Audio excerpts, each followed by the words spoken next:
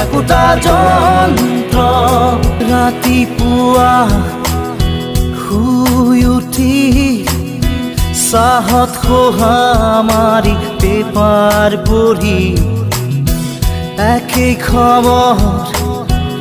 একেই ছবি একেই মৰামৰি ঠগা ঠগি 9 বজাত গা ধুই উঠি